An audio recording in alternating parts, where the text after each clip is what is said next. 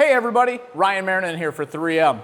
In this video, we're going to talk about the proper method for reinspection of cavity wax after our repair is complete. Let's get started.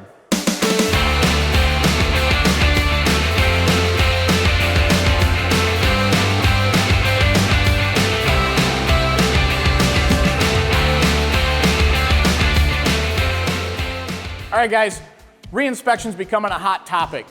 So what we want to talk here today about is how are we going to make sure that we're taking photos of the proper application of cavity wax. So the first step in the process is going to be using a borescope, and this could be a wireless borescope that's linked to a mobile device or a tablet. There might be other systems along the way. The important thing is we want to make sure it's a lighted borescope.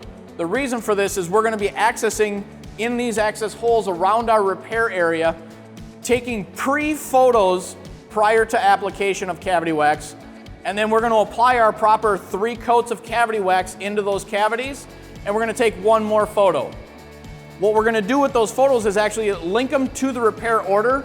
We're going to put them in that estimating system or in the file so that it stays with that repair, and if there's ever a question that comes up on repair methods and proper application, we have that documented, protecting us further down the road. So what we want to be doing is after we've made our weld section joints, we've got everything cleaned up, the car's been painted, and it's come back for reassembly, is we're going to take these borescopes, we're going to maybe access through an access hole. We might come in through the end of the rail. We might have to go a longer distance down the rail, so we want to make sure that we're using a adjustable borescope that's going to hold its shape so that we can sneak these into tighter areas, get the photo that we need, apply our cavity wax, and then retake that photo one more time. So before I get started, let's move a few things around. I'm going to show you on a clear frame rail what this application looks like and the 3-step process. All right, so what I've got here is a clear mock-up of a frame rail. We've got the end of our rail where our reinforcement would be mounted onto. We have an access hole in the end here. And what I've actually got are some gussets built in here to represent sort of the inner lookings of a real frame rail. And what I'm going to do is I'm going to get suited up here in a second, and I'm going to apply cavity wax, but I'm going to leave nothing in this compartment. I'm going to apply 1 coat, 2 coat, and 3 coat so that you can see the build process, making sure that we got a good coverage in our repair area.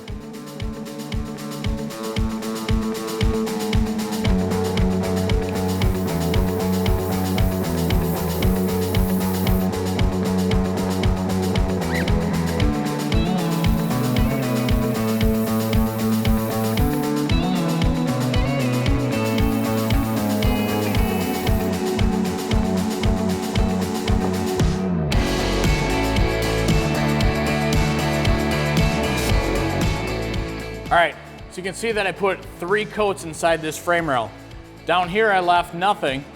I applied 1 coat to this section, 2 coats here, and 3 coats here. The objective here was to show you that if I left this repair unprotected, we're susceptible to rust as this car travels on down the road. With proper application and proper mill build, we're allowing that wicking to take place. We're also giving ourselves the 30 mil build that we're required to make sure that this is going to last the life of the vehicle. So that's for this clear frame rail. So let's give you a shot of what it looks like on the inside of this rail, on the back side of this weld. Let's move a few things around and show you that.